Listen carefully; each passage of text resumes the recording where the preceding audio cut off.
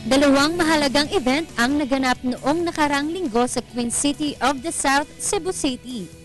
Una, ang National Red Orchid Awards Visayas Cluster, kung saan binigyang parangal ang mga local government hospitals, government offices, at pati na rin ang mga local government units na patuloy na nagsusumikap upang maging 100% tobacco-free environments ang kanilang mga lugar.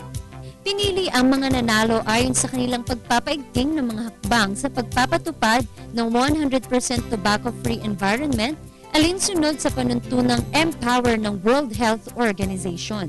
Ang ibig sabihin ng letter M sa Empower ay Monitor Tobacco Use and Prevention Policies.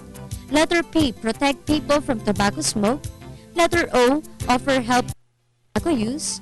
Letter W, Warn about dangers of tobacco. Letter E, enforce bans on tobacco advertising, promotion and sponsorship. And letter R, raise taxes on tobacco. Sa pang-apat na taon ng Department of Health sa pagbibigay parangal, makikitang mula sa 49 na finalists noong 2010, 89 naman noong 2011, 113 naman sa taong 2012, at ngayong taon ay 175 ang pumasok sa kanilang huling talaan. Kaya't for the first time din ngayong taon ay hinati na lamang nila ayon sa Luzon, Visayas at Mindanao ang pagbibigay ng parangal. Makikitang marami na ang nagnanais na maging smoke-free ang ating bansa. Bukod sa tropeo, tumanggap ang mga nanalo ng dagdag na 100,000 pesos na halaga ng gamot na maaaring gamitin sa smoking cessation clinic at sa iba pang sakit.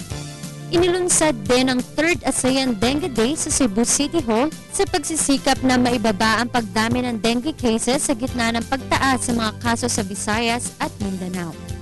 Mismong si DOH Secretary Enrique Ona ang naglunsad ng 4 o'clock habit, kung saan ugaliin ang anti-dengue kampanya lalo na sa mga high-risk areas.